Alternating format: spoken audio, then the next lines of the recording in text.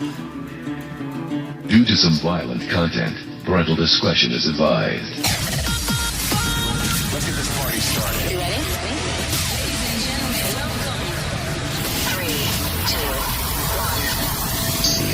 1. Little Hammer says it's time to rock and roll. Bring the noise. Broadcasting live from Felony Flats and behind the veil of darkness. The Mayhem Behind the Mic broadcast crew is about to flip the switch from down below to high above. Welcome to the Red Light District Junior Hockey Talk Show with the Irish Pirate and Special Greg, better known as the BS Boys.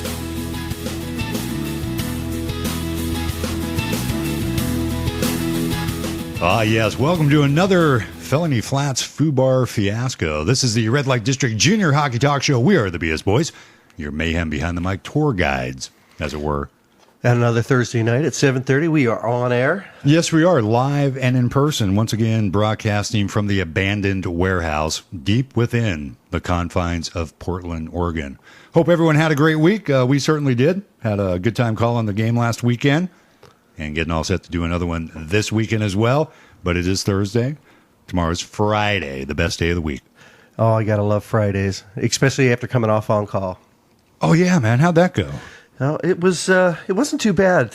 I think the first call I got over the weekend was Sunday morning about 4 a.m., lasted till about close to 8:30, and then ended up getting back on a call at 10:45 until 2. Oh, fun times. Yeah, it was good a times. blast. Yeah. Good times had for all on call. On call. No thanks, don't miss out at all. Hey, listen, before we get started, just a few things to mention here. Bremerton, Washington, the West Sound Warriors. Hey, February 8th, they are going to be hosting their first annual Military Appreciation Night. All tickets are $6. Any active or retired military personnel will get $1 off their tickets, which is awesome. I think that's a great way to support and honor the military. The players will be wearing special Navy-themed jerseys for the event. Those jerseys will be available for auction 2 days before the game. Fans have the option to purchase the jerseys outright or have them. You can actually bid on them or purchase them outright. Here's the cool thing, though. Yeah. You can actually have them custom made, have a name placard like up on the right side of the chest, and then you can also have a ship or boat put on the arm. Oh, very nice. That's just really cool. Very Navy themed. Listen, the deadline for advance purchases is Monday, February 4th. For more information, call the Warriors front office at 360-479-7465. I'll take mine washed if it's used. Yes, yeah, definitely, yeah. Washed is the way to go. Absolutely. So we got a couple of players of the week going on here as well. Yeah, with NORPAC, Offensive Player of the Week happens to be Kai Wilkins from the West Sound Warriors. The Warriors' Kai Wilkins surpassed the 100-point mark after getting 12 goals over 3 games. 12 points. 12 points over the 3-game weekend. Wilkins scored 4 goals to go along with the 8 assists in the split with Tri-Cities and Sunday's win in Vancouver. Overall, Wilkins has 42 goals, 59 assists for 101 points in 32 games. Yeah, kid's tearing it up, man. He is. 59 assists. That's a lot. Yeah, that's goofy. And so that's the offensive player. What about the defensive player? Who do we have for that? We have Scott Hansen from the Bellingham Blazers. Scott had a 4-point weekend, which gives him the nod as this week's Defensive Player of the Week. On Friday, the 17-year-old Bellingham local assisted on a pair of goals before scoring one of his own in the Blazers' 14-1 win at Vancouver. That was a tough night for Vancouver. Yeah, we were there. We saw that. Yeah, we called that. Yeah. Overall, Hansen has 20 points on the season, 6 goals, 14 assists in the 32 Blazers games. Now, one thing I want to mention, the Vancouver Vipers and the BS Boys, mainly you, made it to the FastHockey.com Facebook page. They were a clip. Yeah. Well, no, it was basically the hit that I think Curly Twig had on Eugene Play or something like that. Yes. But they Fast Hockey's doing a pretty good job. They put video clips up of, I guess, plays of the week. So that's actually kind of cool. Nice to see that. And I just ran across that on kind of on a lark. It just showed up. It was just there. It was kind of weird. Super Bowl Sunday. This weekend. Oh boy, this is going to be a busy weekend. I know this is a hockey talk show, but we are going to briefly talk about the Super Bowl. 49ers and Ravens. Who do you have? Who you I know who you're probably taking. The Niners. Yeah, I should. I'm supposed to go for the Niners, and I probably should, just to irritate the family. I'm going for Ray Lewis. Are you? I'm going Baltimore. Yep. I'm taking the other Harbaugh brother. So let me tell you a story about the Super Bowl. This depresses me these days, but back in the early 80s, I had season tickets to the 49ers when Montana was there, Jerry Rice, Freddie Solomon, Roger Craig, Ray Wersching. And after our first year of having season tickets, we ended up getting Super Bowl tickets. Your name was put into a pool, and it was the draw was based off of how many seats you had, how many years you had that. We had those seats for 1 year and had 4 seats. Ended up getting 2 tickets to the Super Bowl. Here's the key. It was in San Francisco Bay Area at Stanford. We had a huge party planned, so I ended up having to sell both the tickets. We paid, you ready for this? $50 for those tickets each. Back in the Stone Age days? Yeah. That's cheap, man. I'm telling you. You can't really do any professional event. You can barely park for $50 now. Oh, absolutely. Anywhere, You go to a Blazers game, forget about it. Oh, it's goofy. So, yeah, we have the Super Bowl going on Sunday there in New Orleans at the Mercedes-Benz Superdome. Kickoff 6:30 Eastern time, so that's 3:30 out here on the West Coast. I will not be watching the halftime show, though. Beyonce is not on my radar of entertainment. Not a fan? Not at all. So I will be at that point standing up, going to the fridge, getting another round of beers, and probably firing up the Wii Sports table tennis. Well, there's also some other channels you can turn on, too. There could be. Yep. Lingerie bowls going on. Still not interested. The Puppy Bowl thing was the dumbest thing ever. My all-time favorite, well, there's a couple of them, but my all-time favorite Super Bowl halftime show was U2. And that was back at Super Bowl 36, where the Patriots took down the Rams 2017. That was my all-time favorite show. That was a good show. I also liked Tom Petty's halftime show. That was good. That was good, too. I actually worked with Tom Petty. Did you? Yeah, quite a while ago. Now, the thing I like about the U2, it was right after 9/11, like 4 months after the New York tragedy of 9/11. And the world was still hooked on those images. And as the names scrolled up behind U2 of all the people that tragically were killed, right?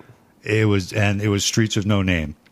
It was just amazing. Then at the end, when he opened up the coat and had the American flag inside of his coat, man, I'm telling you, Bono knows how to play a crowd. Yeah, that was awesome. I got chills just having you talk about that again. That brought back those memories. Yeah, it was one of the best produced halftime shows. So if you like Beyonce, have a good time at halftime this year at the Super Bowl. I will be playing Wii table tennis. Because I don't care. Wii table tennis, as in the game console. I'll probably be my 12-year-old will be kicking my ass on table tennis.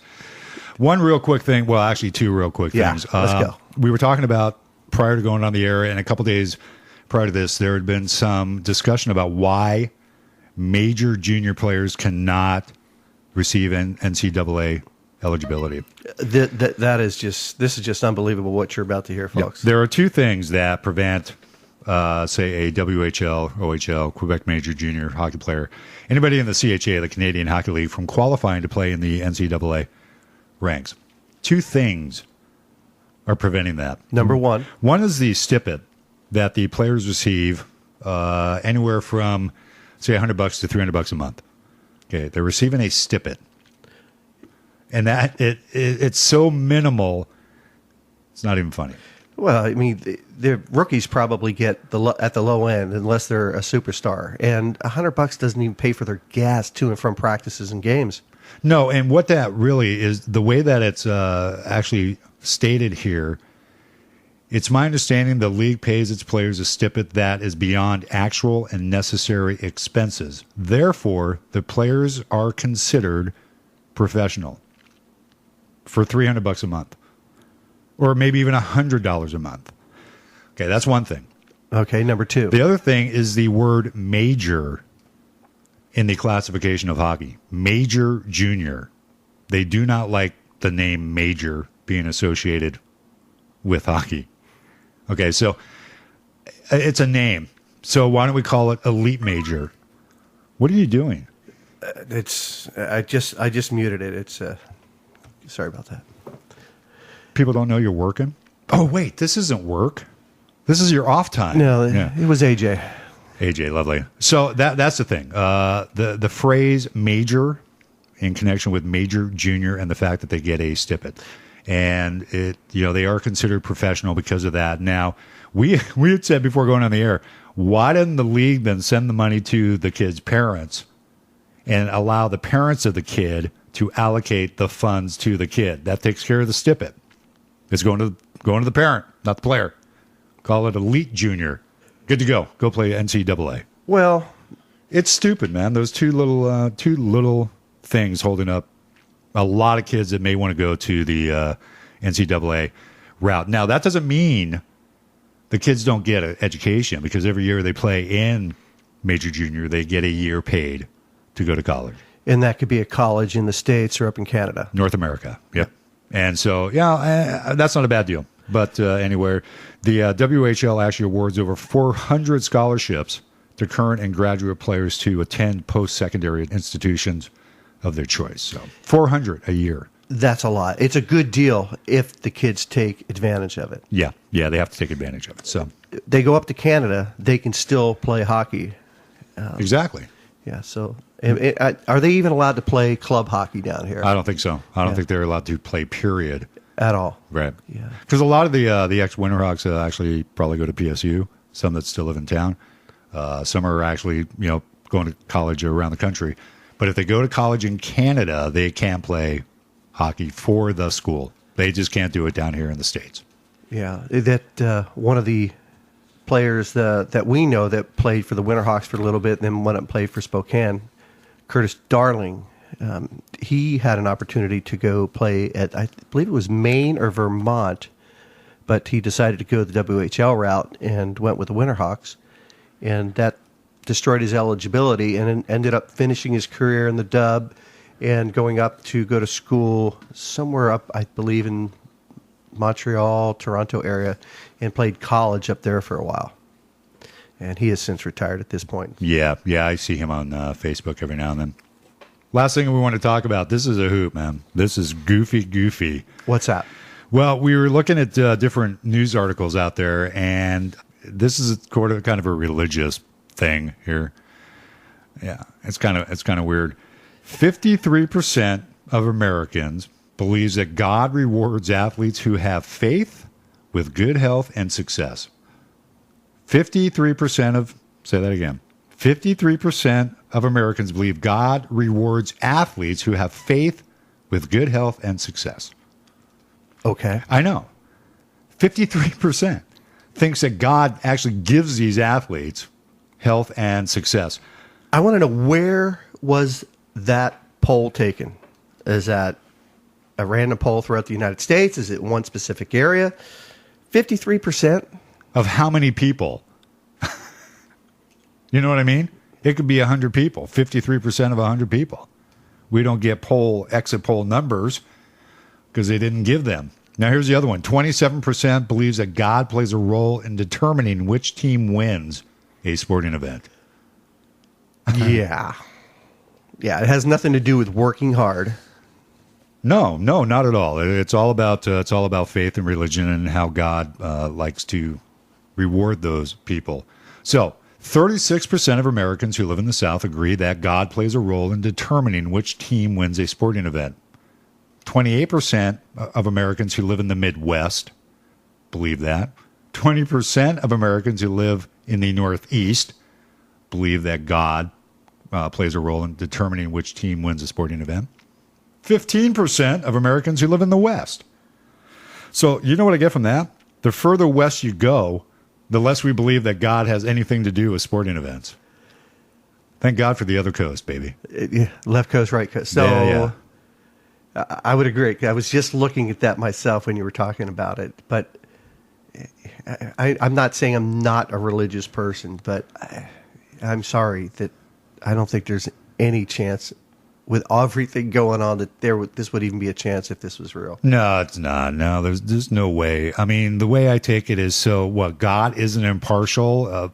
I wonder if Vegas knows that because, boy, I know where I'd be getting my lines from. I'd be going to the Catholic Church right down the street here and saying, "Hey, yo, Father, bless me for I have sinned. Who's going to win the Super Bowl?" You would be there for a week. No, I just want confessing. Dude, I just want to know who wins the Super Bowl. You have to confess first. So I can go to Vegas. Get in this confessional. Place a bet. Yeah. Young man. All right. 14 million Hail Marys.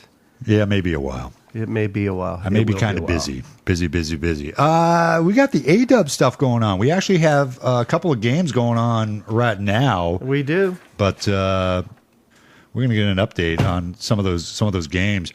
But let's go through the standings real quick. All right. So we can. We've got, in the America West, we've got Helena with 34 games in. They have 32 wins, 1 loss, 1 overtime loss. That overtime loss was Parents' Weekend. 65 points. They've got 230 goals for, 37 against. That is just amazing. In 34 games, less than 1 goal a game. They got some pretty good goalies right there. Yellowstone, 37 games in. They are 26-9-2 with 54 points. Gillette, 35 games in, 21 wins, 12 losses, 2 overtime losses for 44 points. Missoula, 36 games in. They're 1-1 for a total of 42 points. Then we go down to Billings with 34 games in, 17 wins, 13 losses. They've got 2 overtime losses and 2 shootout losses. Great Falls, 11 wins, 35 games in, 22 losses, 1-1. And then Glacier, who split in time between the America West and NORPAC, has 11 games played so far. They've got 1 win in the A-Dub, 9 losses and 1 overtime loss. And then Bozeman, who picked up their first win a couple weeks ago, 36 games in, they're 1-35. Yeah, the race really right now looks like it's between 3 and 5 for the playoffs. You got Yellowstone with 54. You got Helena with 65. Helena seems to be rolling. Helena is rolling again this evening, 7-0 over Great Falls, just about the end of the second period. Missoula 3-0 over Bozeman, about the same, 4 to go in the second period. So those teams are continuing to roll on. The weekend scores: Yellowstone beat Gillette 5-4 in overtime. Billings took care of Bozeman 6-0. Helena 3-0 over Gillette. Yellowstone took 4-3 win over Missoula. These games are on Friday. That was an overtime win, Yellowstone over Missoula. Gillette took a win from Billings 4-0. A shootout win, no less, which is kind of cool. I love shootouts. Some people don't like them. I happen to like them. I like it because the game goes on a little bit longer. Unless we're in a hurry. Well, it'd go longer if they had 2 overtimes. Oh, yeah. Yeah. Now, I don't know if A-Dub, I don't think so. I think it's 1 overtime and then go to a shootout. But I think it was 2 years ago we had to go to the 4-on-4 overtime, then a 3-on-3 overtime, then goes to a shootout. I thought that was dumb. Yeah. 3-on-3, come on. But what's the point? That's not even pickup hockey. That's like pond hockey with, your buddies. It's worse conditions. So, Great Falls ended up beating Bozeman 6-1 on Saturday. Then Yellowstone took care of Missoula 6-3 in the nightcap. So Helena still continues to roll. Yellowstone, who was in the NORPAC last year, doing very well this year in the A-Dub. Good to see. Really good to see. Well, yeah, especially, like you said, coming from the NORPAC and going into the A-Dub which has quite a few strong teams. Had they stayed over here in the NORPAC, that would have been probably first place team the way that they're rolling, along with Jay Miller's West Sound Warriors. That would have been a good 1-2 battle. It'd be interesting to see how that actually played out. I mean, the perennial dynamite, Seattle, they left. Southern, who had a very good year last year, won the NORPAC championship last year. They left, how would that league be now if those teams were still there? Oh, that would be just full of talent. That'd be a lot of fun to watch. Yeah, but no, it wouldn't be very competitive, though. I don't think it'd be competitive. I think Seattle and Southern would pretty much roll on people. In the NORPAC. Yeah. Yeah. Hard to say how they would compete against West Sound, but with the talent that Southern and Seattle had this year in the Western states, if they were still in NORPAC, I think they would be smoking people. So maybe it's a good thing they did leave.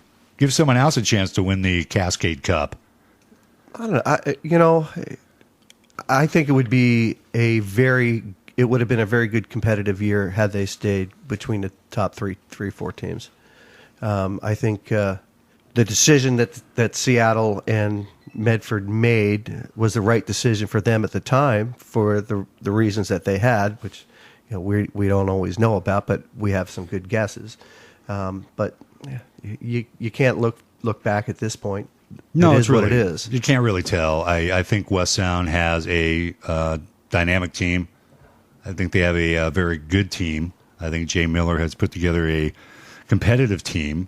I'm just curious how it would be against the old Southern Seattle, even Yellowstone. I mean, this year, if they had the talent this year that they had last year, how that would be. So, well, let's not forget we can ask Jay.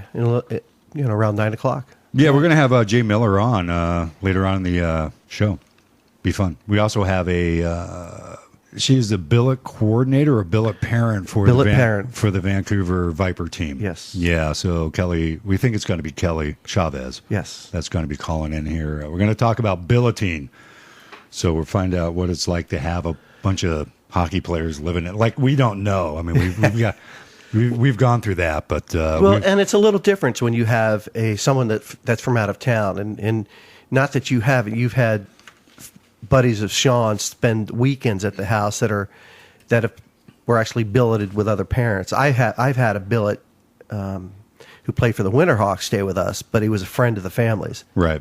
It's the first time that I ever had to worry about my leftovers being gone the next morning. That's kind of surprising with Nick and Chris there. Chris. Not a big leftover kid? No? Man. Not a big eater, period.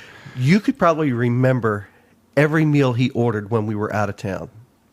Chicken nuggets and fries. Yeah.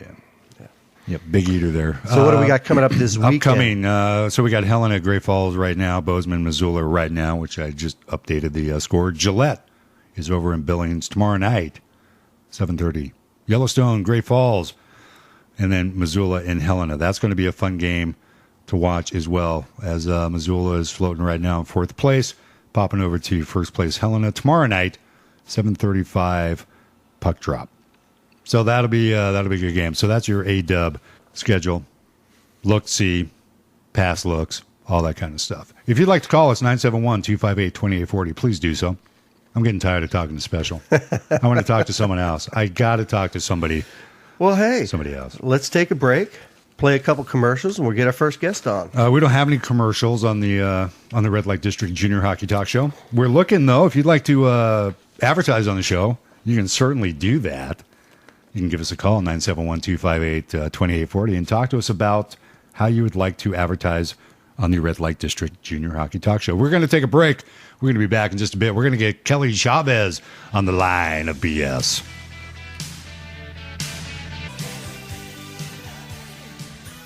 School was just a necessary evil. The only thing good about school was checking the women out. All right, ladies, hey, watch out. I may have had bad math skills, English, but there was my strong suit. Chimney, C-L-I-M-E-Y. Where do you think it's spelled? It's the thing where you got a fire and, hey, that's where the smoke goes. Chimney, C-L-I-M-E-Y. Hey, y'all need an English lesson. I've been a doctor in like 15 years, but hey, nothing's changed since the 90s. Turn on the TV and, hey, there's Friends. Go to the movie, there's Batman. Turn on the radio, there's the Flu Fighter. I'm a precision instrument. These things are like a surgeon's hands. You're looking into the eyes of a stone-cold killer. You hadn't seen me go psycho. It's psycho. Roaring like a tiger. I'm like a wild stallion. I'm like silk. I'm slick and I'm smooth. I'm like Barry White singing. I'm smooth. I'll give you a couple of hand gestures. Bam! I'll have your wallet, have your watch, have your clothes. I done got your underwear, you didn't know it. Hey, before you know it, you'll be standing in front of me naked. Surprise. How you like me now, Jack? Artificially flavored with imitation talent, here they are once again, the BS Boys.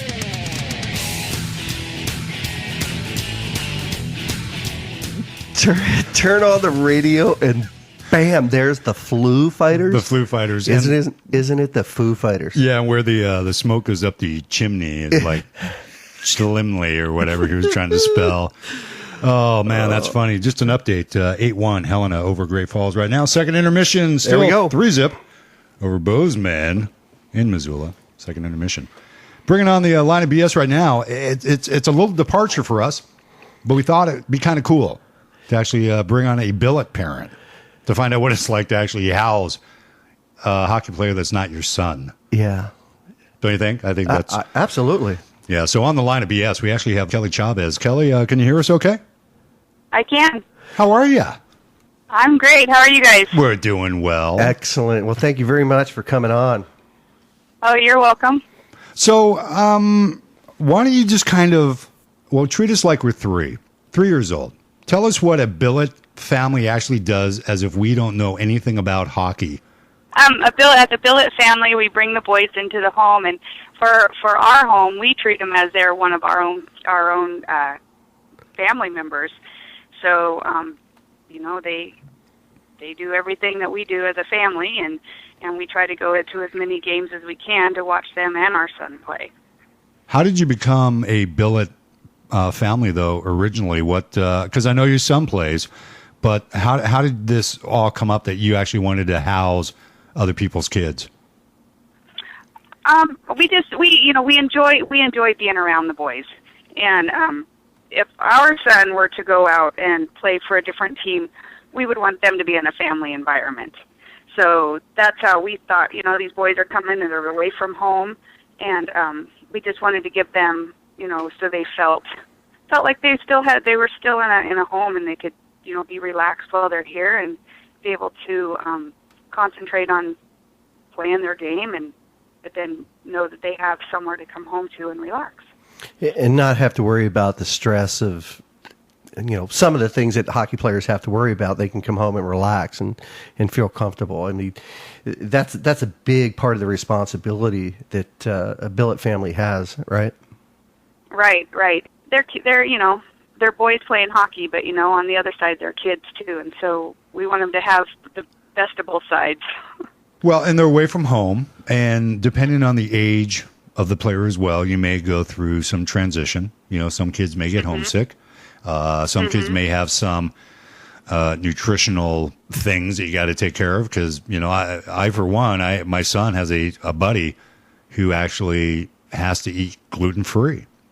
And so now you have a completely different dietary menu. So how well do you connect with the boys' parents? Actually, we just got to spend a lot of time with one of the boys' family. They were here for a week, so we got to know them and stuff. The other player that's living with us, we get to meet his mom and sister next week, so we're really excited about that. So I haven't got to spend a lot of time talking. I didn't get a lot of time talking to them before they moved in with us. So once they got here, I just kind of set them both down and, what do you like? What do you don't like? What can you eat? What can't you eat? And, what kind of activities do you like to do? We just the first week or so, we really, just questioned them a lot and got to know them, so we knew exactly, what they would like to do. Yeah, you were talking about the Bears, I take it, Carol and Steve, right? Mm-hmm. Yeah. Very nice people. We had a chance to meet them. They came over and said hello to us. They were great people to meet. We really enjoyed them. So you were mentioning the first couple of weeks, getting to know the players, and I guess that's about the time too, where they're getting to understand what the boundaries are, what with respect to your household as well. Right, and we have family rules that they follow in the house, and what our son goes by, they go by, and we kind of set that down right at the beginning, and we're really lucky. We have two boys that are just wonderful, and so they fit right in, and they follow everything that we would like them to do. So we don't have to worry too much. So have you been a billet parent long? How many years have you been doing this? This is our first season with the Vipers. We were billets for the Winterhawks, so we we kind of had a clue of what we were getting into. What's the difference? You've experienced major junior kids that play a very high level of hockey, and compared to a junior A tier 3 level, was there much of a difference between the kids? About the only difference is these boys are home more. Yeah. But as far as anything else, they're about the same. They like to eat and stuff, but no, when we were with the Winterhawks, they were gone a lot. So we didn't see them on a nightly basis. I mean, they were home every night, but not like here. We have every night we have time together and to visit and play games or whatever we choose to do. So on the food note, you guys get what, $300 a month as a billet fee? Does that cover the food bill that these guys eat? It wouldn't for me. It does, does it really? Wow. It does, pretty good. Bill, I think I've gotten really lucky though. With the boys, they don't eat us out of house and home. They're good eaters, but they're all three of them. So I have three of them in the house, and it's like there's food left over at the end of the dinner time. So the for what we get a month for the boys and stuff staying, it's fine. That's great. I know my kids. It'd be $300 a week. Yeah, it's just wow. That's awesome. Yeah. So I guess it'd be different if they were like huge eaters or whatever. But actually, they're normal eating people. I guess you wouldn't. They don't have these 3 heaping plates of food and go for seconds and thirds. So I think we got lucky on that note. How did it come to be that you became a Viper billet? Who contacted you, and what kind of background check did you have to go through, and kind of walk us through that? The billet coordinator, so Biz, she got a hold of us and asked if we would be interested, and we were. And then from that, then she got all of our personal information and just basically our phone numbers and emails and that, and then she just made sure we knew exactly what we were getting into, and that we agreed to. There's certain things that if you want the boys to do their own laundry, they can do their own laundry, things like that. But as far as that, as long as we agreed to it and by their standards, and the boys, agreed to that we would all work together, then they moved in with us. Like I said, I've billeted one person from the Winterhawks who was a local kid from Salem quite a few years ago when my son played with them from the Junior Hawk organization, and I still have a relationship and talk with him every maybe 3 to 5 months. But I had just such a good time, and I could just see my kids really enjoying having someone else at the house so that they could hang out with. From your standpoint, what do you see as the biggest joy? What do you really like about having the boys there? For having I have only one son, so we have an only child. So I've never had a house full of multiple kids staying with us for long periods of time, other than when he was small and we had one of the Winterhawks. But I just think it's just been so nice to have them all together, and actually it gives my son siblings for a short amount of time, and to watch them all spend time together, and they help each other out. They spend all day, or they spend time at the rink and at practice and at games, but yet they can all sit down and if one of them has a problem about something, they just all sit and they'll talk to each other and they help each other out. So it's nice to see that they're there for each other, whether they're at home or not at home, and I think this is something that's even after the boys leave and they kind of all go their own ways in life, I think they're going to have very strong friendships from it. Well, I think that, one of the things that we've always said is, the game's one thing, but it's amazing how this game can create lifelong friends. Even if you're playing against each other, these guys become lifelong friends. That's awesome.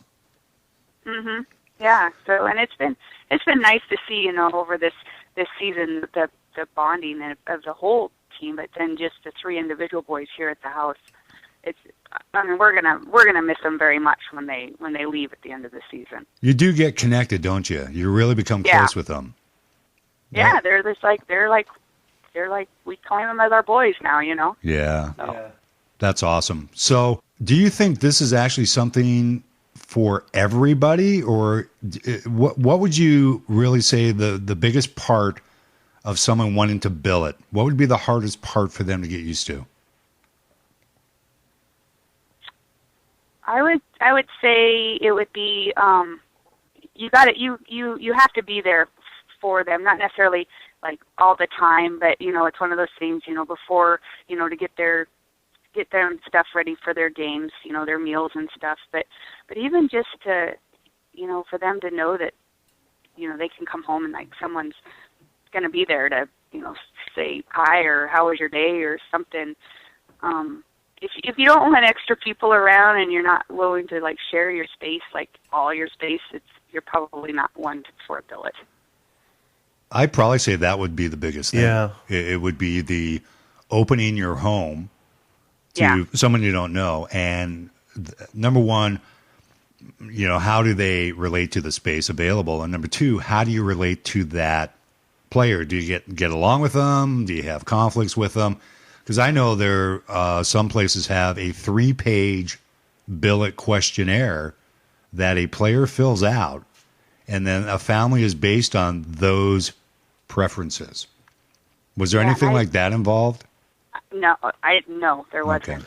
Yeah, I don't even remember having anything like that involved with Winterhawks, but I know that when Chris went to Dallas and played there for the year, there was quite a bit of stuff that we had to do up front to get them prepared. Well, we talked to AJ Reese last week, or Mike Butters last week, right. And their billet, like the way they go through the whole billet organization and find billets and things like that. They being the A-Dub. The A-Dub, it is a thorough background check and financial check to make sure that you can actually take care of these kids and they have the food on the table, because some places $300 a month doesn't last long. And sounds like, Kelly, you got lucky with a couple of kids that probably don't eat a whole lot, but I'm telling you, I'm sure $300 goes quick. Oh, I mean, it does go quick, and I'm sure we I know we go over that, but I mean, what they do is just fine. But yeah, if it's, I don't know. I guess the way I look at it is if it's gonna, you have to of course be able to provide for them and afford it. But if it's all about just worrying about that $300 a month or whatever they get for a billet stipend, they shouldn't do it. Right. So, just a couple more questions here, Kelly. What's the hard part about what's the hardest part that you run into with billeting? I think the hardest part is going to watch them go home. Yeah, I would have to agree. It was, the hardest part for me was, all of a sudden, one's off at college and I've got the one at home with his buddy staying at the house, and then all of a sudden it's quiet. Yeah. I mean, when they went home for Christmas, I said, I never thought I'd say this, but I don't like my house quiet anymore. I go, it's okay to be home and be loud, because my son was off with his friends and off, at the ice skating and stuff, so our house was really quiet for a week or so. Yeah, and one last question. If you had to give advice to anyone that was interested, what would that advice be? Take them in and treat them like your own. And be ready for a busy house, because they bring over the other players too. So, just that's all. That's how we look at it. Is we just treat them as our own.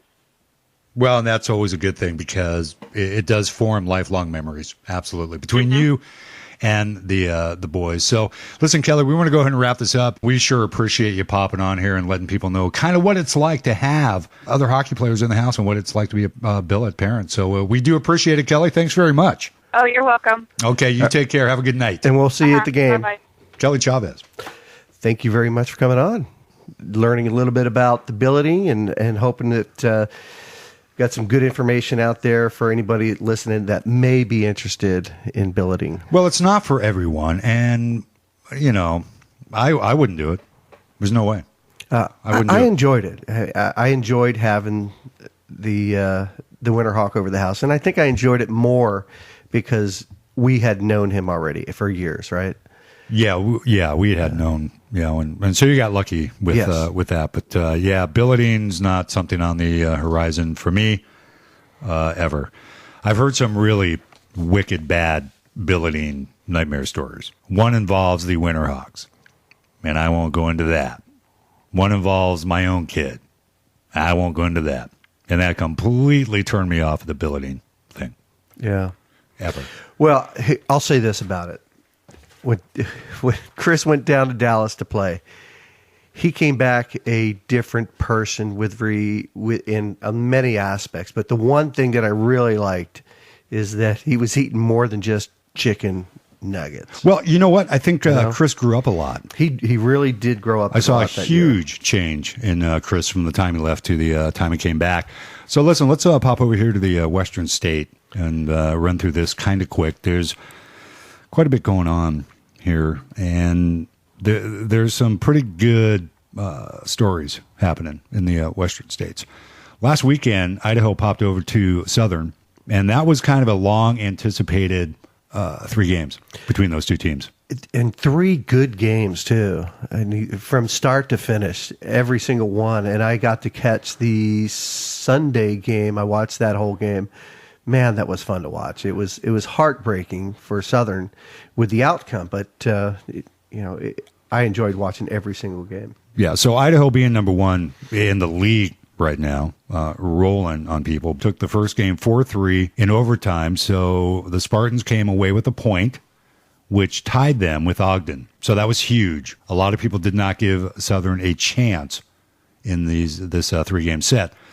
But Southern did come out with a point on Friday. Salt Lake went over to Cheyenne and lost, got shut out 2-0. And those are big because Salt Lake's trying to catch Seattle right now. So Cheyenne took that 2-0. Then on Saturday, Cheyenne rolled on them 6-5. Again, no points. Salt Lake has to get points to catch Seattle. And so right there, they kind of got booted out those 2 games. This is the game that was really kind of the ball breaker. So Idaho rolls into, again, Southern on Saturday and takes the game 2-1. What a great back and forth that game was. And it kind of opened Idaho's eyes to the team that Southern can be. They're for real. I mean, you take a look at how things turned out the entire weekend. 1-point game all weekend long. And the first one going into overtime. Okay, Salt Lake, and again, this is a 3-game set. Cheyenne takes the third of 3, 4-2.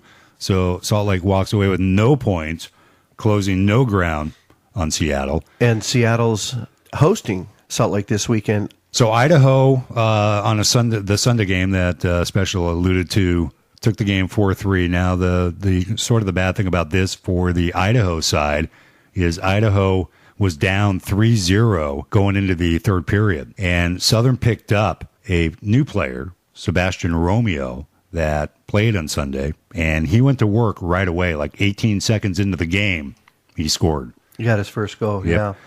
Now, Idaho did come back in the third period, ended up scoring 4 unanswered goals and took the game, which was a backbreaker for Southern. That was backbreaker. Backbreaker? I could say something else. It hurt. Yeah, big time. So Idaho, came in. I'm not sure what their mindset was, but Southern definitely put up a fight. And, I didn't see a 60-minute production in that 3-game. I saw 40 minutes of production. I didn't see 60. And that last 20 really came back and bit them hard. You got to play 60 minutes in those games. And you're right.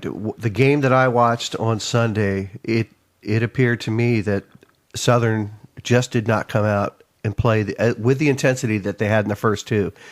They did let a lot of things happen, which they picked up in the first and second period. And in my opinion, they let their goalie down because Buckley was playing just out of his mind all weekend long, and there's only so much you can do yourself. Now, I know that you've got to make those big saves. Goalie's expected to make those big saves, as well as making the easy saves. But there's only so much you can do. Some of those that I saw go in, he had no chance to get because there was men wide open in the slot. I can remember one pass coming up from behind the net, right into the slot. This guy just streaking down and just ripped a shot. No chance whatsoever. Well, the third game was a big departure because Southern was outshot 43-26. And the two prior games, the shots were fairly close. So you can definitely tell there was a huge production as far as the shots go in the game three. Now, here's a just interesting stat. Power play, Southern went 2 for 15. 13%. Well, they're 15% on the year, so that is good. That's close. On the PK, they went 2 for 12, 83%. They're 85% on the year. So with the number one team, they stayed the average. So that was good. That was a good thing. Okay, I couldn't agree more. I mean, they showed that they belong in second place. Well, they're tied for second place. They definitely put up a good fight. Idaho is number 3 on the power play, 24%, number 1 on the PK, 91. So Southern really took advantage and stayed the course there. Sadly, again, I don't think the 60-minute effort was there, and that might have cost them that third game. They could have won any of them. They didn't. They took a point away. That makes them tied with Ogden. Right now, Idaho is in first place, 33-1. With one overtime loss for 67 points. Southern is in second place by pure mathematics. They're 34 games in, 18-15-1, 37 points. Ogden, 36 games in, 16-15, 1-4 for 37 points. Difference is Southern's won 54% of the games, Ogden's won 51, and Southern's played 2 less games. Seattle's 34 games in, 9-18, 2-5, 25 points. Salt Lake, 30 games in, 8-20 and 2 shootout losses. Now, the reason this is kind of big, Salt Lake didn't pick up any points against Cheyenne. They do play Seattle in Seattle this weekend, starting tomorrow. And this is kind of a different view for Seattle too, being second from last with only 9 wins. They're usually at the top, and they've been at the top for the past 4, 5, 6, 7 years. Yeah, I mean when they were in NORPAC, they were always at the top looking down, along with Helena, and now they're at the bottom looking up. They're just a few points above. They're 7 points ahead of Salt Lake, but Seattle can make a run. They can make a push, but they have to look behind them, and then they have to see what Ogden has in front of them. So what are the chances that our buddy AJ is going to be heading over to the Olympic View Arena to watch the games? I think he's going to be there. Maybe. I don't know. He may have something better to do, like go to Helena and coach. Yeah, he'd be there tonight. Not on a Thursday night. No, Friday. You got to be maybe. Committed. No, he needs to work. Yeah, job first. He pays people to do that. No, he doesn't. Yeah, he does. Well, you must know something I don't, because I want to get on that payroll. Maybe you could pay us doing this. No? No. You don't think so? No. Bummer. The last time Southern and Idaho met, the first game, Idaho won 8-3. Second game, they won 6-2. Third game, they won 7-4. So Southern made a good showing. Absolutely. Salt Lake only has 16 games left. They can max at 50 points. They can max out at 50 points. They've got to win every single game, and this weekend is going to be really tough. Yes. Seattle has 12 games left. They can max out at 49 points. So nobody, the reason I'm bringing this up, nobody can really catch Idaho. They're pretty much done. Yeah, with 67 points already, no. No, right now, the closest would be Southern with 12 games left, but they max out at 61 points. So Idaho is done. They're locked. Now it's the fight. It's the dog fight for second place between three teams right now: Southern, Ogden, and Seattle. Seattle has to get on a roll to get you either one of those teams. With Idaho hosting the championships this year, that means that all four teams are going to be getting into the playoffs. So they would be in the playoffs anyway, all four teams. Yeah, it's an automatic bye for Idaho, right? Because they're hosting it, right? So the second place team would be invited to the Thorn Cup, whereas if wherever they were playing, the winner of the Pacific or the Northwest Division would be going. But since Idaho is already there, another team gets a chance to go, which is cool. So that's the Western States Hockey League kind of go-round. Idaho is in Ogden this weekend, 7:30 at the Ice Sheet. Salt Lake is in Seattle. That's the one to watch. That's the one I'm watching. I'm watching Salt Lake up in Seattle. Idaho is in Ogden on Saturday, 7:30 puck drop. Then Salt Lake is in Seattle Saturday and Sunday. Sunday, 2 p.m. puck drop there at Olympic View. Isn't that just before Super Bowl? The Super Bowl is usually at 3, right? 3:30, yeah. Yeah, maybe I'll have it on in the background. Well, they should, I won't be done, but I don't think too many people will be tuning in with the Super Bowl. But that's a big, big set there for the Totems right there to see how well they play against the Moose. Special has nothing to add. No. I'm done. I was trying to think about if I could get up there this weekend, but I've got to drop somebody off at the airport Friday, then pick them up on Sunday. Okay, so that's a no. You're not going to Seattle. You're hanging out. You're hanging out here. That's fine. Yeah. All right, we're going to go ahead and we're going to take a break. We're going to go ahead and try to get Jay Miller on the line of BS and try to bring Jay in and bring some type of semblance to this otherwise foobar talk show we got going on right here. This is the Red Light District Junior Hockey Talk Show. We are the BS Boys. Sometimes here, sometimes not. Mostly incoherent. But the best thing we know, baby, you can still rock in America. Rock and roll.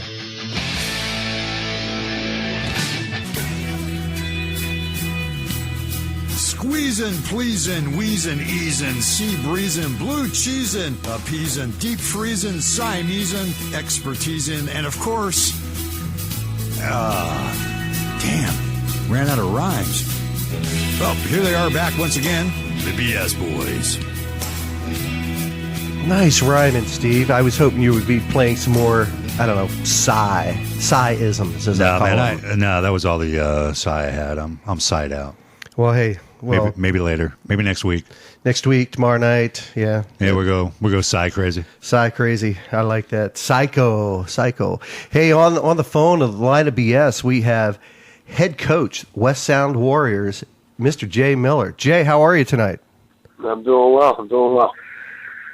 Got to start out by asking you how Mr. Tweetmeyer is doing these days. We know that he had a medical issue a couple weeks, 4 weeks ago, and we just wanted to see how he was doing these days. He's back home and recovering. It was obviously a pretty scary thing for not only us as a team, but for his family and all that. And the good news is the prognosis is pretty positive, and whether he gets back on the ice or not before playoffs is to be seen. But hopefully we'll get him on the ice before the season's out. Oh, that's good to hear that he's doing well. So this season, you guys have really turned it around. Last year, you ended up 13-28-1 for the entire season last year. This year, 32 games in, you've got 26 wins, 6 losses. What do you attribute this turnaround to? Well, when I've been around this game a lot, and there's always been that, there's always that pressure to win. And when we sat down and undertook this little project, we knew that it was going to be a 2 or 3 year thing. So what we did is we started planning, what's it going to take to be successful in 2 or 3 years. And the bottom line is just make sure you have that foundation of guys that are bought in that first rough year, that go out there, give it your all, and come back the next year with a year of juniors under their belt and see what we can do. I mean, I know last year we only had 2, maybe 3 players that had any junior experience before on top of the short bench. So we knew it was going to be rough, and we knew there's better days ahead. I wasn't quite expecting this big of a turnaround, but, I'll take it for sure. What's kind of the mindset, Jay? I mean, coming from Eugene, popping up to they're. Were you trying to get back into coaching eventually, or because I know didn't you take some job at the rink as like GM of the rink or something? Yeah, I was. I took over a management spot at the rink up here, and I never wanted to leave coaching, but the economics and just the job description itself, there's no sense of permanence, and missing out on an opportunity. You can never go to one place and expect that you're going to spend the rest of your life there. So I never wanted to leave coaching, but the economics behind it said that maybe it was a better time to explore some other things. And obviously, when there's a chance to get back into it, I jumped. So what's been your biggest surprise so far this year? I would think it's the play of some of my younger kids. I mean, you take a look at Max McGinnis and Dominic Colbing, who are just staples as a pair that, I never expected to have the production that they have. And then overall, just the overall depth on my front line is I'm getting some production basically all the way from forward number 1 all the way down to 9 or 10. And, it's definitely something hard for the opponents to adjust to. Yeah, you're over 100 goals ahead of second place Eugene in goals for 252 to 148 for the Bellingham team. That's really impressive to put that many goals in the net and spreading it out that far too. I agree. I agree. Like I said, I never expected to have the turnaround that we did, but it's just hard work by the boys and the depth of our roster. It made it hard for guys to accommodate match lines, and we've taken advantage of it. What do you think the biggest advantage is? You guys right now, you had some pretty good penalty minutes going there. You got 1142. Is it the physical connected with the finesse? I mean, what kind of team? Because you got some guys that can put the puck in the net. I mean, and you got fly. I mean, and you had a couple last year as well. But when you have guys like, say, Kai Wilkins, 101 points, Tweetmeyer, 69 points, McGinnis, 48, McMullen, 45 down the list. But with the penalty minutes also, so you can score and hit. What kind of team are you? I mean, how would you classify yourself? I don't know. Physical finesse, maybe. I got nothing. It's PF. As much as the coach in me doesn't like those penalty minutes, and it was kind of funny because my old assistant coach from Eugene is now doing his post grad at DU for sports psychology, basically. And he took a look at my jerseys. And he goes, teams that wear black are on average penalized about 30-40% more times than the other teams. And I was like, no, that can't be right. And sure enough, there we are. So I'll contribute it to my jersey. Okay, what color car do you drive? Black. There you go. Hey, by the way, is that builder you're talking about at DU? Yeah, it is. Yeah. It is. Okay.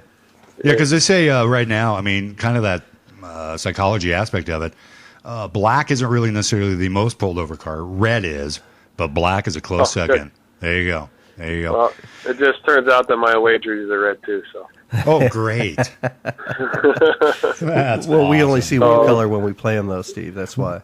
Well, because last time I think we drove back from Seattle, Greg and I. We had 2 cars. Was that the last trip we had? And I was driving down. Next thing I know, Greg's way behind me because why? You got pulled over. I was having a hard time keeping up with you, and I got pulled over. Yeah. So it's always the second guy, the retaliation. You can the first guy gets away with it. It's that retaliation that gets you. Yeah. Exactly right. I'm called the blocker. Yeah. So Jay, what would you like to see, or what do you want to see? For the remaining games, you got 8 games left. What are you talking to your team about during practices and prior to games at this point? Well, we talk about, never being content with where we are. We're always, every day I go by the philosophy of get 1% better today. Over amount of time, all of a sudden you're 50 to 100% better over 100 days. We just try and we don't try and take on too much. We're trying to keep the whole goal, which is to develop these athletes in mind, not necessarily the wins, losses. We find that if we kind of stick to the simple things, do the simple things perfect, that winning becomes a byproduct. So we're just trying to keep it as simple as possible. I'd love to see us shore up our defense. I'm not too happy with the way we're playing off the puck. So we got things we need to work on. We understand that, and basically we're spending the rest of the season as a tune up for the playoffs. Well, mentioning the defense, you got a couple of pretty good goalies back there for you, don't you? Yeah, I mean, there's one. When you talk about surprises, there's definitely one. We know that goalie was something we wanted to address in this off season. But with the abundance of goalies and very few of them being, a true top tier goalie, we were kind of painted into a corner. We actually weren't going to get Savell. He had committed to Southern Oregon, and they ended up cutting him. So we decided to take another look at him, and he came in strong. And then where's that kind of fell into our laps as one of the dads of one of the players said, "Hey, there's this goalie up here in Canada you might want to take a look at." We brought him down and we're just blown away. So we got lucky this year for sure because we didn't really have a true target in our minds during the off season, and as it progressed, we got the two hits that we really wanted. So we're happy with our goaltending for sure. How do you pronounce Forrest's last name?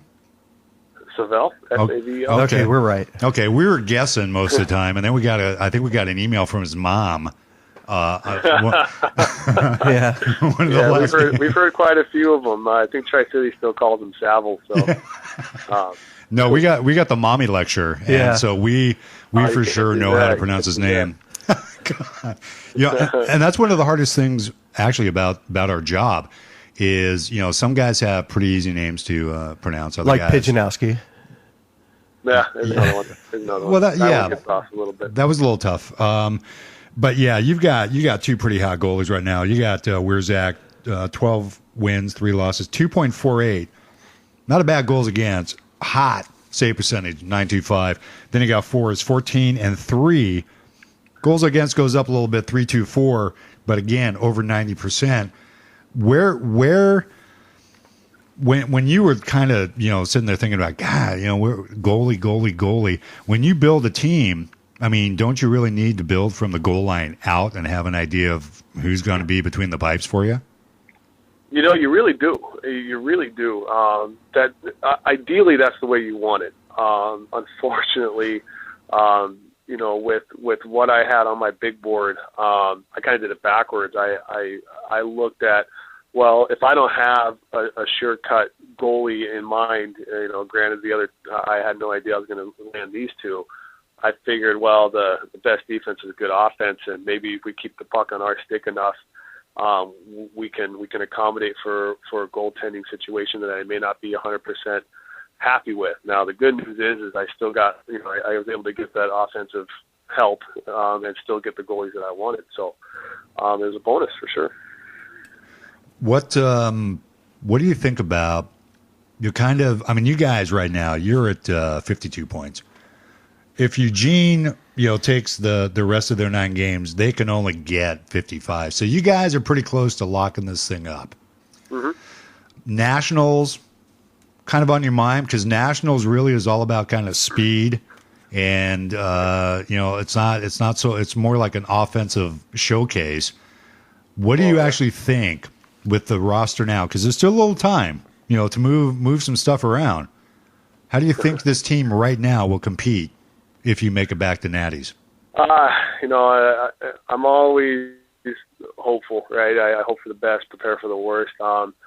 If I had to take a look, I don't know, and I try not to think about Nationals too much. I've been in the game too long to know that if you look too far ahead, you get kind of spanked. I had a great team in Eugene one year, and we were looking ahead to everything. We ended up getting wiped out, swept in the first round by River City, and so I've kind of learned my lesson thinking too far ahead. But if I had to take a look, I definitely think we're going to be competitive. I definitely hope that we get there to see if we are. But once again, we got to finish these these 8 or so games and see what we can do in those playoffs. There's a lot of hot teams coming up right now that are getting hot at just the right time, and we got to make sure we account for them. Well, you've got Eugene 3 more times in Eugene, so there's a really huge 6-point swing there. You've been in this a long time, and we've known each other for a long time. We've called games against you. We've actually called games for you when we went down to Eugene and kind of hung out with the guys. Between Bellingham and Tri, I mean, we had expansion with Bellingham coming in and then Tri coming back. How much were you surprised at that success that they've gotten so far this year? The only reason I was surprised about Tri-Cities is just their coaching situation seems to be a little bit fluid. So I was always surprised that they were able to sustain a certain level of success, despite going through that much coaching change. And it's just a praise to those kids and being able to stay the course. Bellingham, they did it right. They had all the right pieces. I'm not too surprised. The first time I saw the team and the coaching staff and the way they kind of run things, I saw it coming. They're definitely on the right path, and they're going to be a scary opponent to face in the playoffs. That's for sure. So let's talk about. We talked a little bit about the season, about some playoffs coming up. Now, what are you guys focusing on after the season as far as your scouting and recruiting? Are you in that planning stage to set trips up to specific camps? Yeah, I actually have a couple of my assistants out scouting right now. We scout year round. We don't really turn it on until the summer, but we definitely want to make sure our lists are in order and stuff like that. We're looking at who we got moving on, who we expect to probably make that next level. We got some work to do in the off season, and I won't call it a rebuilding year till I see that roster. I definitely think that we're gonna be at that young and inexperienced stage again. So we're okay with that as well. How many 20-year-olds, I guess I should say? How many are aging out? Oh, I only have 3. I try not to keep too many 20-year-olds, but my philosophy is at this level, it's a developmental level. We try and go as young as possible every year. Win or lose, the purpose of this game is, or this level, I should say, is not to win national champions. It's to see how many kids you can get, on that next step in their hockey careers. And so we try our best to try and keep our average age pretty low, which tends to lead to our success rate as far as moving those kids on. Are you making calls and getting good reviews or getting calls from the next level for some of your players all season long, or is there a specific time of the year where you will get those calls more than not? Yeah, I get inquiries pretty much year round as far as, hey, what's the deal with this kid? How's this kid looking? What can we do for this kid?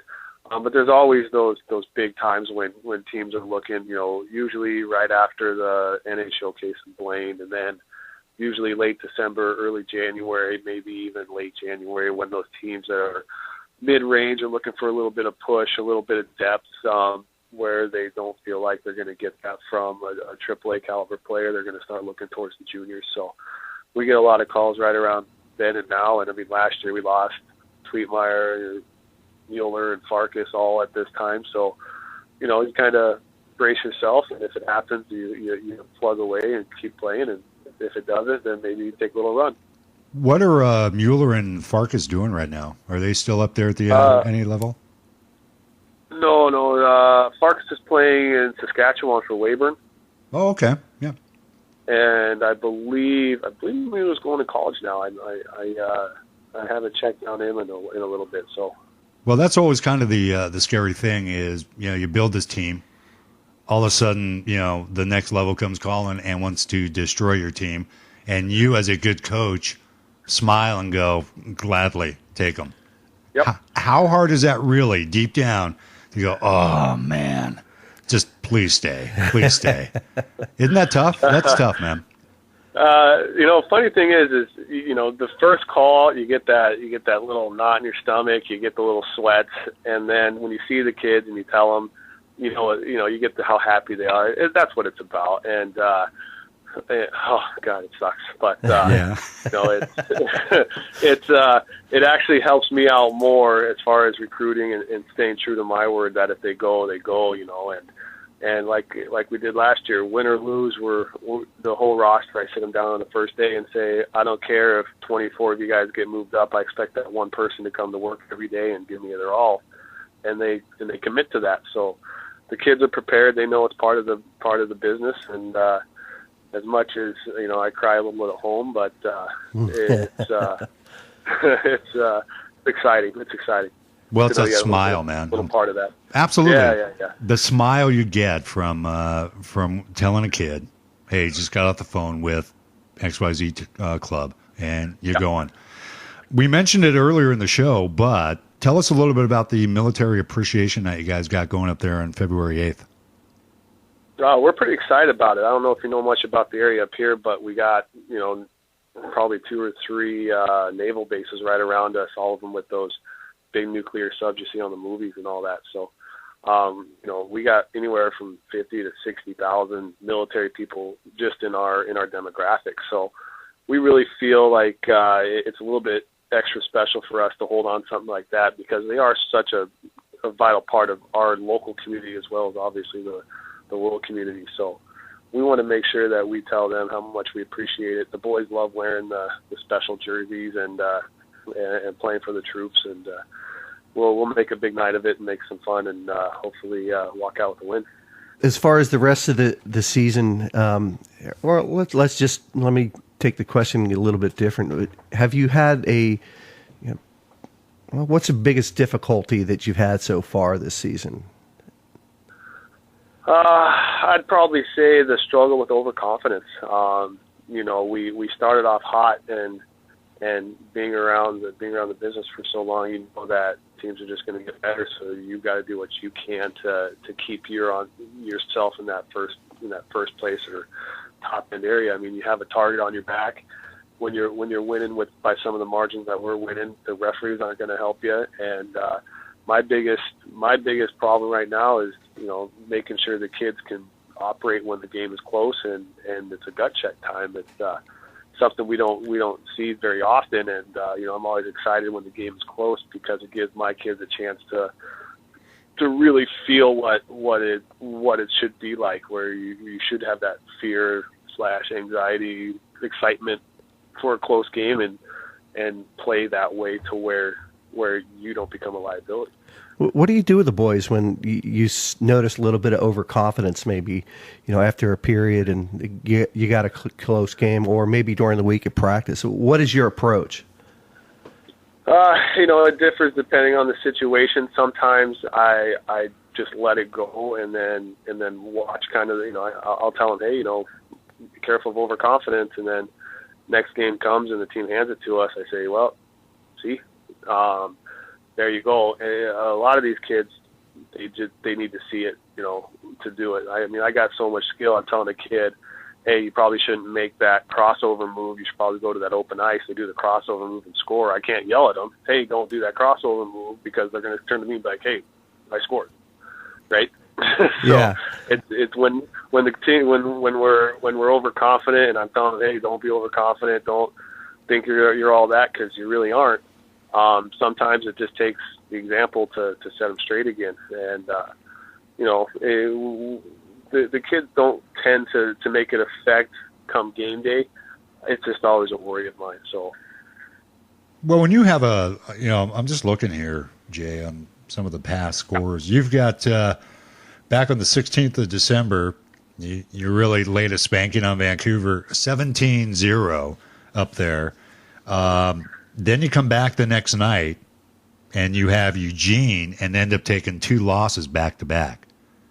Yep. That's got to be tough, man. I mean, you're just laying the shellacking on a team, 17 goals, and then the guys might come in, maybe a little bit too, hey, look what we did last night, man. Yeah, tonight's going to be our night. Exactly. And then it's tough, isn't it? Exactly. And sometimes it takes a loss to, you got to take a step back to take 2 steps forward. It's, I'm not afraid to lose. I'm not afraid to lose to prove a point. And as long as the overall goal, which was to make playoffs, is still intact, then I don't see any reason why I have to worry about wins, losses, as long as I'm getting through to the kids, a valuable lesson, which is you can beat Vancouver by 17-0, but that has nothing to do with even if Vancouver comes the next night. They played us hard. They got a group of kids that are plugging away, and you never know. And it's finally starting to sink into the guys. They're playing much better game in, game out, as opposed to highs and lows, kind of the roller coaster they had towards the midseason. So let's hope it continues. Well, you definitely want to strike at the end of the season. That's kind of when you want to end up getting that peak going there. And kind of looks like you're sort of rolling that way. You took a kind of a hard hit up there in Tri-Cities when they took a 6-5 win from you just back on the 26th. And Tri-Cities being that, they're definitely fighting for their playoff lives. And I think you made a really good point, because sometimes you do have to take that loss and take that step back to take those 2 steps forward. Do you have goalie coaches, or do you have anybody working with Wierzak and Savell up there? I have a full-time goalie coach. He does work with them, and we make sure that we try and make time for the goalies and goalie-specific drills. What we want to do in the future is actually be able to offer them even more support. While having the full-time guy is great, I love having different people, being able to tell them different things. I like the variety of coaching. I make sure that my assistant coaches have a different style and philosophy than I do. While we're all on the same page, we want to make sure that, some kids learn different ways. So our goal is to bring in a couple of third-party goaltending coaches in before the playoffs begin and give them a little bit of their own ice time and see how they go. And I know that, especially, coming from the goaltending position, you got the mental aspect, you got the physical aspect, you got people that are real angle fanatics. You got to have this angle, got to carry your gloves this way, that way. When the boys came in, and say you didn't really know a lot about Wierzak, who did you check with to find out if this kid was a real deal? Well, I'll be the first to tell you I don't know anything about goaltending. There you go. That's what a coach should say. I don't. They're a crazy bunch of guys, and they're not all right. No, they're not. So. The first thing I look for personally is, can they stop the puck? If I shoot 100 pucks at them, is 99 being stopped? And then the next thing I look at, as far as if you're going to go to a goalie consultant, is are they making the saves they should? I had a phenomenal goaltender in Eugene named Dylan Woodring, and he made 99% of the saves he should, and then probably 80% of the saves he shouldn't, and all of a sudden he becomes a top-tier goalie. So I kind of use him as the barometer for all my goaltenders.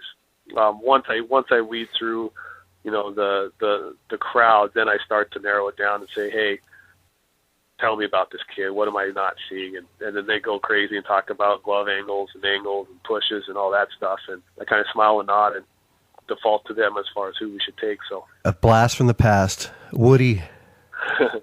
Oh, great kid. Crazy. He comes and trains with me every off season. He's a fanatic, that's for sure. Well, hey, he's doing well up there in Division III. I hear he's probably topping his conference. So that's good news. Yeah, and I think he wasn't playing with Sean, his brother, for a little bit too, or was it Sean at a different school? Against him. Against him. Yeah, wow. Yeah. Very cool. Well, hey, we're that's awesome. We're gonna wrap it up here, Jay. We really appreciate you taking the time on a Thursday night to come out and talk to us for a little while. Again, best of luck for the rest of the season. I'm sure we'll see you soon. Steve and I hanging out at the rink as much as we do. We'll probably check in with you later on this spring or summer just to see how recruiting is going. Right. I appreciate it. Anything for you guys, and you guys ever come up here, we'll make sure to treat you right.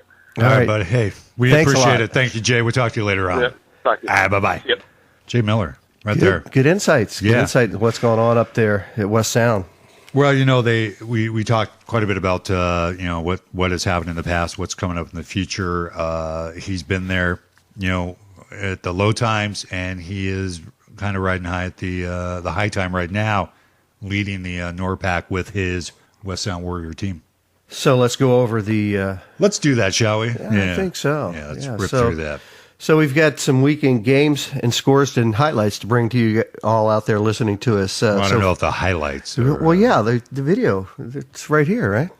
It looks well, good. Well, they can't see it. Yeah, that's pretty good video. Yeah. Yeah, that looks good, man. Hey, again, if you want to give us a call, please do so. You know the number of the line of BS because I sure as heck don't have it in front of me. What is that number, Steve? 971 258 2840. 971 258 2840. So Friday night, Glacier took Eugene 11-1 out there in Glacier after a 16-hour bus ride. That's a long ride, man. Long, cold, snowy ride. Yes, it is. Bellingham rolled into Vancouver and destroyed Vancouver 14-1 on Friday night. And then West Sound took Tri-Cities 7-1 on Friday. Then Eugene played Glacier again and decided to come back and make a game of it 5-4. They won in overtime. Actually, the West Sound Tri-Cities was 7-5. 7-5. Yeah, I thought you said 1. We got to give credit where credit's 7-5. 7-5. Yeah. West Sound takes the win over Tri-Cities. Saturday night, Eugene 5, Glacier 4. Saturday night in Vancouver. Vancouver made a game of this. They played an outstanding third period. They lost 4-3 to Bellingham, but the third period was just phenomenal by Vancouver. And then Tri-Cities came back and took West Sound 6-5 on Saturday, and then Vancouver took the bus ride up I-5 to West Sound and lost 9-3. Bellingham and Tri-Cities, huge weekend coming up as they play each other. Tri is in Bellingham, and those are going to be big, big points for both those teams right there. Yeah, with Bellingham right now 6 behind Eugene. Eugene is in Vancouver this Friday. Tri-City and Bellingham. Vancouver is down in Eugene on Saturday, so they got a home-and-home gig going. Then Tri-Cities is up in Bellingham. So the Tri-City-Bellingham little series there, 4 points can go a long, long way. Like I say, Tri-Cities right now is only 1 point behind Bellingham, so there could be a swing happening here. You never know. We're going to find out relatively soon here because we're only talking about 40 games. We've got 8 left for West Sound, 9 for Eugene, 8 for Bellingham. God knows how many we have left for Glacier. 8 for Tri-Cities and 9 for Vancouver. Well, speaking of Glacier, they would be at 33 points right now in the third place in NORPAC, taking the points from the A-Dub into account because they have the 1 win and then I believe the 1 overtime or 1 shootout loss over in the A-Dub. So 3 points Bellingham's carrying over to NORPAC, so they would be at 33 and third place. 971-258-2840. Looks like we had a call come in. We've got one coming in right now to the line of BS, Steve. Hey, you've reached the line of BS. Who's on that other end? This is Johnny Too Bad. Who else? Johnny Too Bad. It's time to end the show, folks. We've hit the bottom of the barrel. We've got AJ Reese on the line. Yes, you have. Officially tonight, you have hit the bottom of the barrel. We have. It just feels like we hit the bottom, bounced up, and then sank again. It's just one of those whacked out, stupid nights that nothing really goes right. What's going on, my friend? What's happening? Just listening to another great show. Come on. Come on. What, are you listening to ESPN? There you go. You're certainly not listening to us. Come on. I was listening to you. You guys you've become the masters of exploring all aspects of the game. Well, we really appreciate that. Hey, what do you got to report to us from the games over in the A-Dub tonight? What are you smoking over there? It's really good because I'm still in Washington. There you go, and it's legal. You know the joke. You know the joke. I know. You started it. I should have brought the commercial. That's right. I'm going to play that next time. Yeah. All right, bring us up to date. What's going on over there in the A-Dub tonight? What reports have you been sent? I'd say business as usual and pretty convincing wins by Missoula played a good game. They were really rolling to begin with, and heading over there tomorrow for the weekend series. I have a home and home with those guys, so pretty excited. Time for a little redemption. And, we pretty much put a dent in my truck, and I'm not happy about it. What'd you back into? Nothing. It's Missoula ran over the top of us last time we played them. So That's what I said. What'd you run into? Missoula. We ran into a fine young goalie named Cody Jansen. Yeah, that kid stood in his head, man, didn't he? He's phenomenal. He's phenomenal. To think that he's the youngest player in the league. He's a young 96, and he's just fantastic. That's credit to them for signing him and realizing what they had there. Great kid. We're sort of running into this wall of ads and drops going on. You guys looking to move something? You looking, or are you happy with what you got? Well, no, never happy. And really, no, I'm not happy. And come on, anybody who's connected with any team in junior, I don't care if they're in first place or last place. I don't know if they're ever really happy with their lineup. You can be, somewhat happy, but no, and really, I think as far as I'll just speak for the America West is I know that all four teams at the top are really looking right now, and I know a couple for sure that are shaking some stuff up. By the end of this weekend, you'll see some new faces and some different faces in different places, and I know that Yellowstone for sure is out there working really hard, just as we are, looking for a couple of things. And starting with probably yesterday, I would say going into this weekend is I know that Heisler pumps up the ad drops for everybody to see, but you will start seeing a tremendous amount of moves for the next 7, 8, 9 days.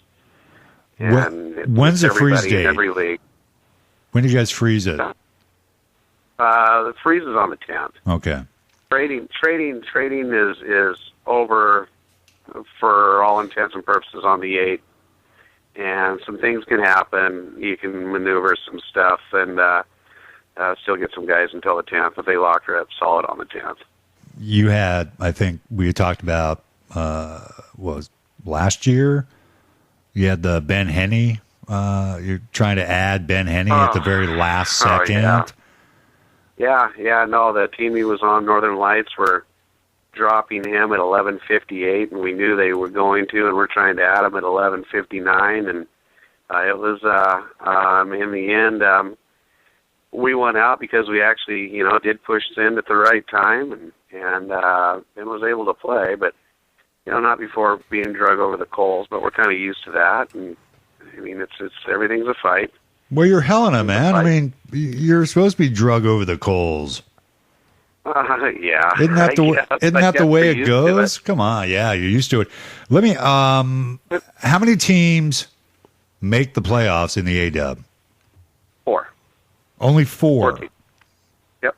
Wow. 4 teams are in. Best of 5, and depending on the mileage between the teams, it's. Most of the series will probably be, I shouldn't even say that because you've got the 2 Wyoming teams in there. Generally, I mean, everybody likes to do the 1-1-1-1-1 deal. Otherwise, depending on where you're at, you can default to a 2-3 and you can pick. You can either, if you're the guy who's on top, you can pick first 2, last 3. What do you want to do? And everybody's kind of got their own view on that. We definitely have ours. Okay, who makes the final say though? I mean, if 2 teams can't come to a decision, does it go to the commissioner? There's a default. Okay. There's actually a default set up in the league rules and regulations that says if you can't come to a decision, this is what it is. Depending on the mileage, 250 miles or under, it goes straight to the 1-1-1-1-1. Over 250, it goes to the 2-3.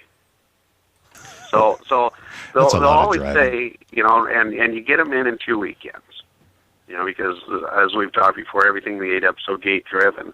Yeah. That really, I mean, what's important to the owners is that no matter what, you are going to get a Friday or a Saturday or both, depending on your position. you're going to get at least one weekend gate in your playoff series. Okay. So it'd be Friday, Saturday, Sunday is how the games line out. I know we talked about this a little bit ago, but how many will just the champion, the A-Dub champion, go to Natties, or do you get 2 this year? Nope, just one. Just one, okay. 2 was last year. One.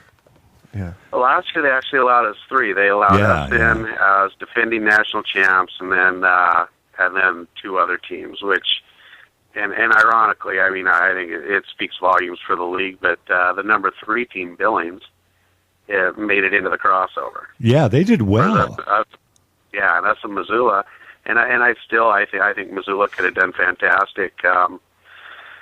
They just got caught with deer in the headlights, I think, a little bit, and I mean, and once again, it's Missoula has a team. Boy, you watch them right now; they've got a team built for the playoffs.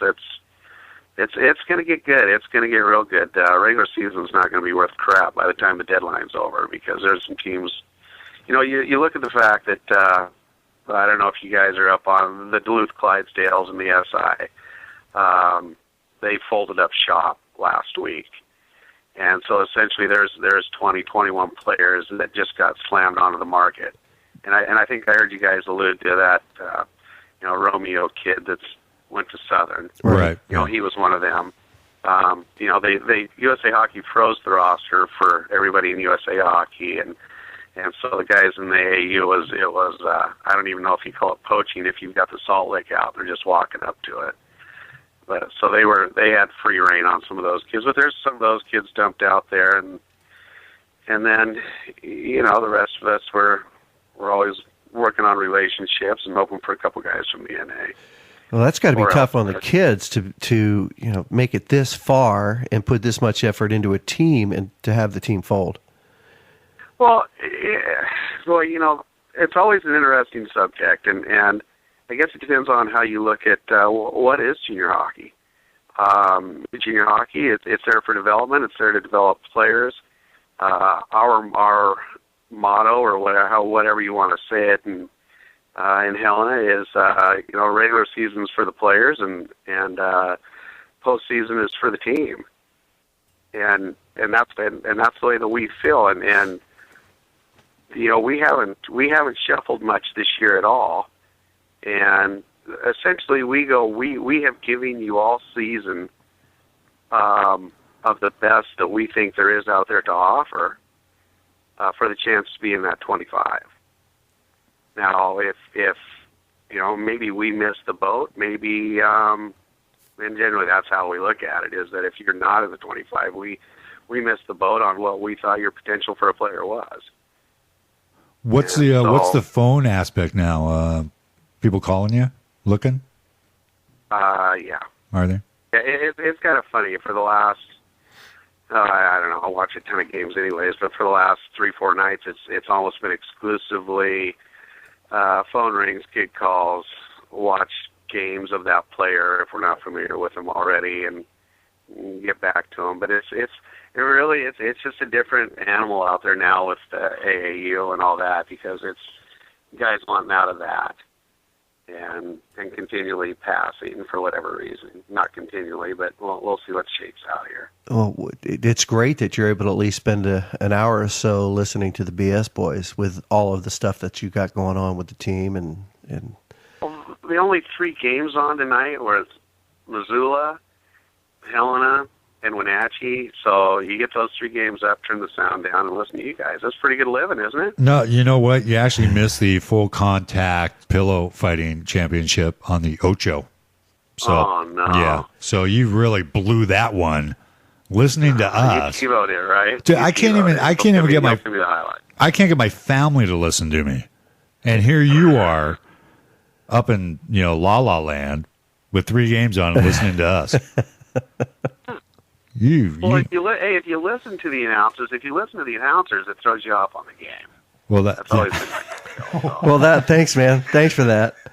Well, no, don't get me wrong. Oh, no. I listen. I don't watch you guys' games, but I listen to you guys do the game. Okay, that's a good compliment right there. There you go. I'm sorry. No, it's okay. No, he listens for that song. No, Yeah, the songs. I could actually find that for you. If you we could sign off with that song. There you go. So who's on next week, guys? Come on, let's throw a shameless plug for somebody out there. Well, Jared Bowman is going to be our guest next week. We're also, Great choice. yeah, Steve actually has been doing some reading about reffing and how it's been difficult to keep guys in that particular job. And number one, because of it's violent. Number two, they're getting hit with pucks all the time. It's not an easy job. And then, of course, you've got the fans and screaming at you, the coaches and the players. And, we thought it would be a really good idea to get a local ref to come on and talk to us about what it takes to become a ref. What are the challenges? What does he really enjoy with it?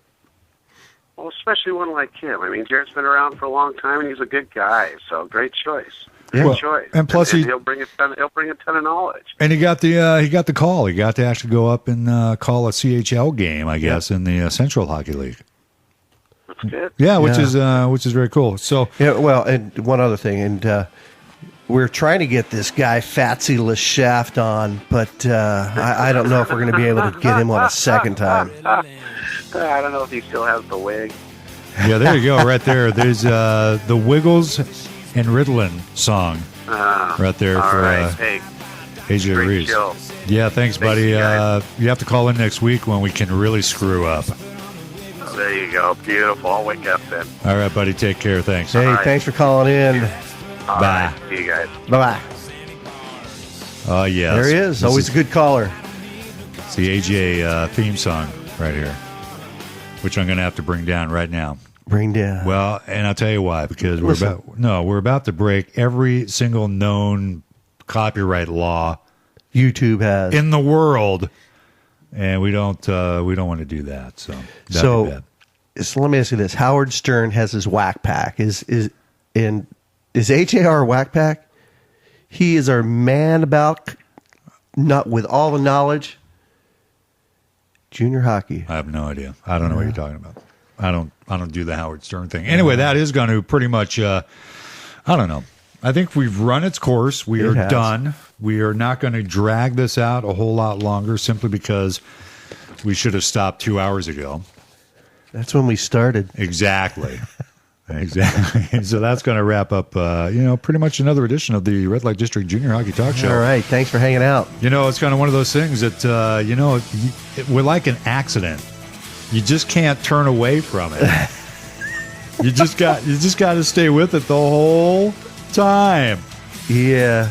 Oh, my goodness. Well, thanks for joining us here, folks, at the Red Light District Junior Hockey Talk Show. Once again, we are live every Thursday evening, and we will catch you right back here next Thursday night as the Red Light District Junior Hockey Talk Show takes to the air once again. Now we got to